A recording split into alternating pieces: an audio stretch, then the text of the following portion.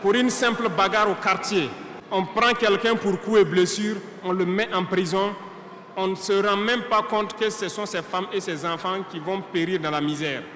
Ladies and gentlemen across Africa and beyond, brace yourselves, because what you're about to hear will challenge everything you think you know about justice, about prisons, and about what it truly means to reform a nation. This is not a movie script. This is not an unbacked campaign. This is real, and it's happening right now in the heart of West Africa. In a world where incarceration too often means destruction, decay, and forgotten lives, Burkina Faso has done the unthinkable. While global powers build higher walls and tighter chains, Captain Ibrahim and his revolutionary leadership have opened a different kind of door to redemption. What if I told you that inmates, yes, inmates are now building roads in the very communities they once harmed? What if I told you that behind those prison walls, men and women once written off as lost causes are now sewing school uniforms, baking bread, learning medicine, and becoming the beating heart of a new national workforce? What if I told you that these so-called criminals are today working to reduce their sentences not with bribes or politics but with sweat, skills, and service to society? This is not Western justice. This is not colonial policy. This is pure African ingenuity. This is Pan-African transformation. This is Burkina Faso, and it's sending shockwaves across the continent. Picture this. An inmate who once stole food to survive is now managing crops on a 500-hectare farmland inside the prison gates. A former gang leader is now training younger inmates in woodwork and exporting handcrafted furniture. A woman once sentenced for fraud is now a certified accountant leading rehabilitation finance. And these are not fairy tales. These are documented, tracked, and celebrated results. This is a prison system that doesn't destroy life, it transforms it. A system that turns time served into time earned. A system where every hour of labor, every skill learned, every contribution to society becomes a step toward freedom earned through merit. But let me tell you something even more powerful. It's not just the inmates who are changing. It's the entire nation. Communities once plagued by fear now welcome these reformed citizens with applause.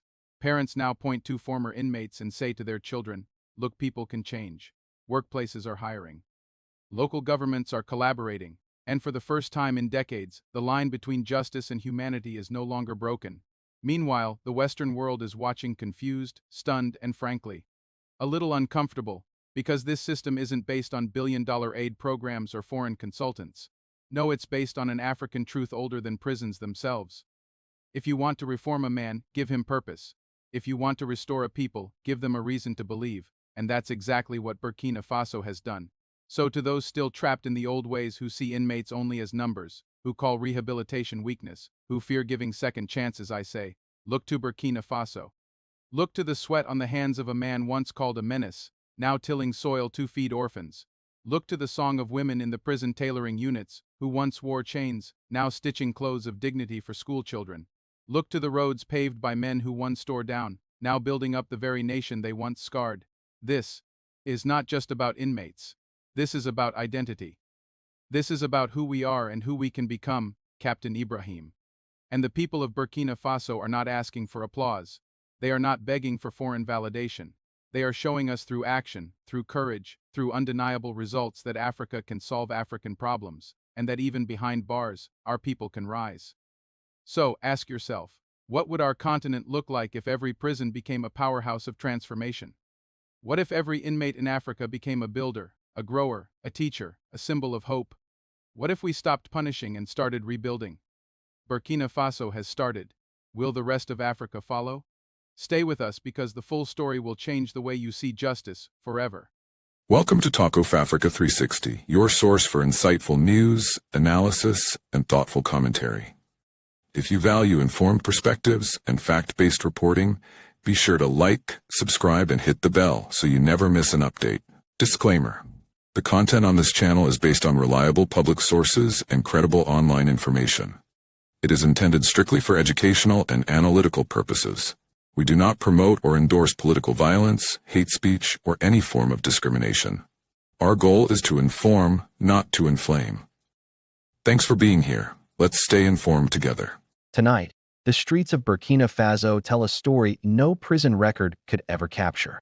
It is the story of men who once lived behind locked doors and barred windows now walking freely under the open sky. Not because their debts to society have been erased, but because they are paying those debts in a different currency, service. In neighborhoods across our nation, prisoners are sweeping streets, clearing waste, scrubbing public spaces, and restoring a kind of order that goes beyond the physical. They are cleaning the streets, yes, but they are also cleaning their own names, inch by inch, day by day.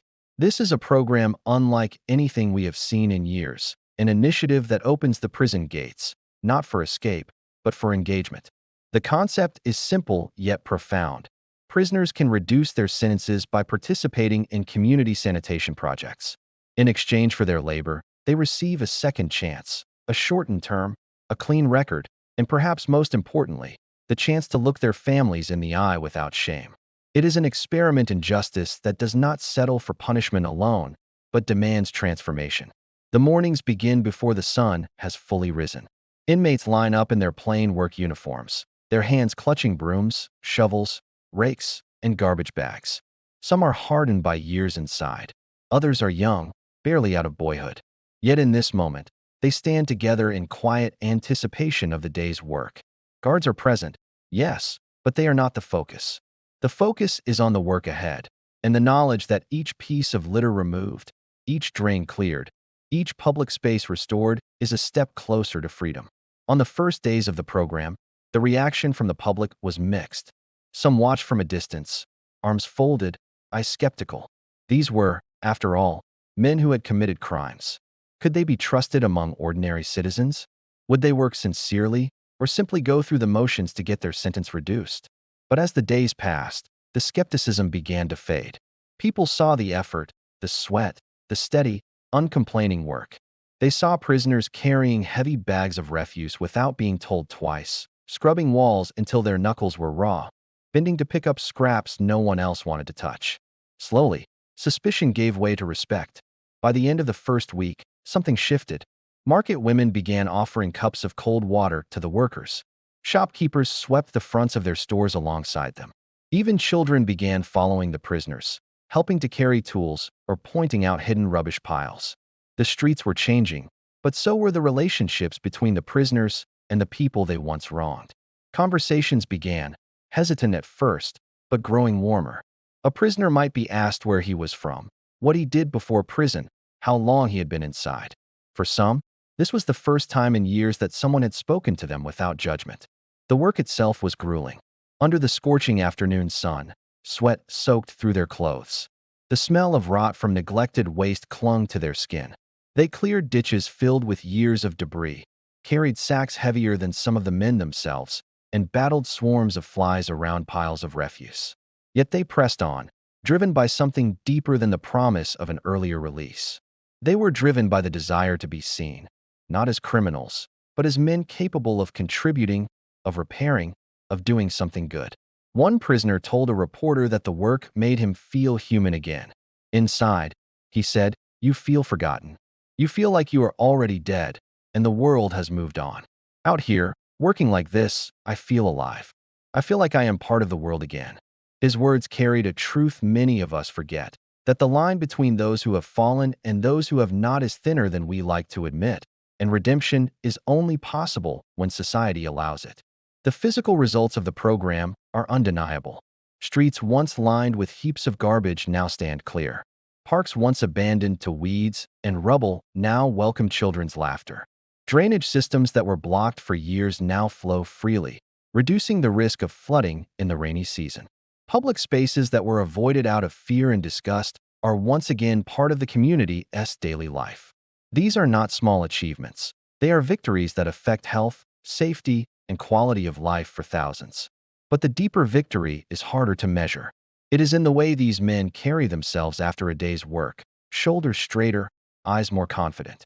It is in the way community members speak of them now, not as dangerous strangers, but as neighbors working to make amends.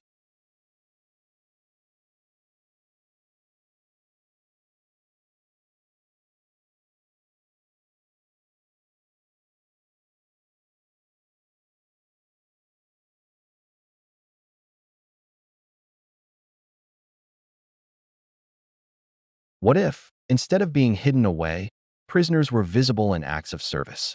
What if we measured justice not only in punishment, but in restoration? There is, of course, criticism. Some argue that dangerous criminals should not be allowed out in public, no matter the circumstance. Others worry about the exploitation of labor. But those who have seen the program in action know that it is not exploitation when the work is voluntary and its rewards tangible.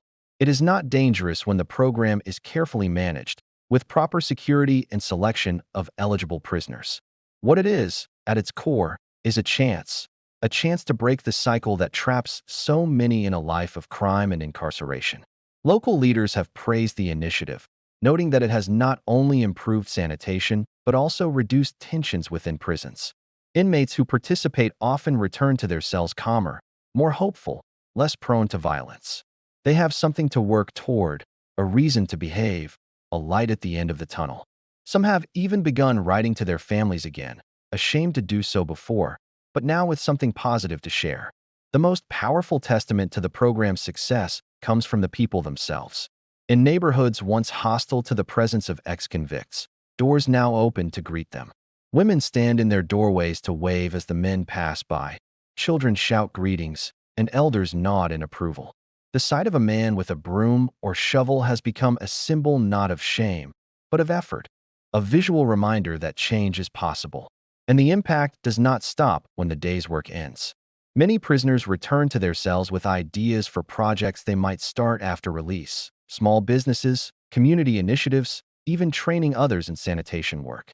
They have learned skills that can serve them in the outside world: teamwork, discipline, problem solving.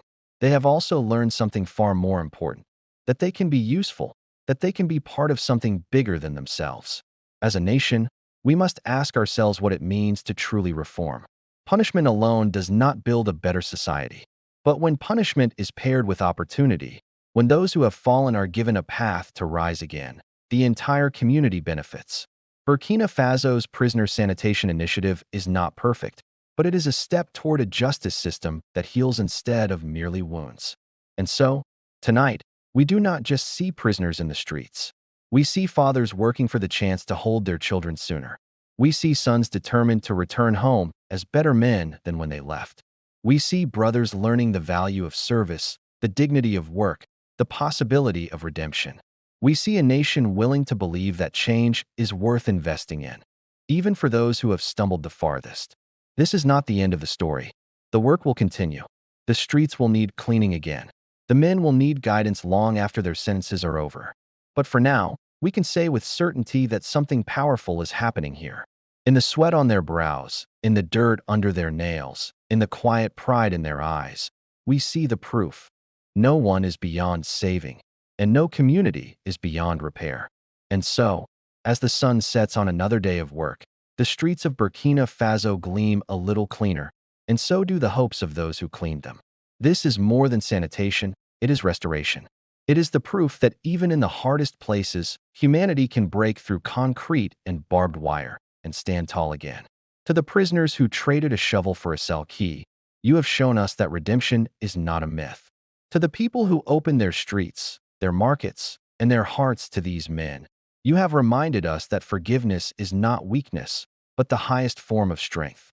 Tonight, Burkina Faso tells the world, justice is not only about closing doors, it is about opening them to a better tomorrow. As reactions continue to pour in from across the continent, one thing is clear: Africa is demanding respect, sovereignty, and accountability. Was this just a diplomatic misstep or a deeper sign of shifting global alliances? We'll be watching closely. If you found this story important, don't forget to like, share, and subscribe for more real, unfiltered African news.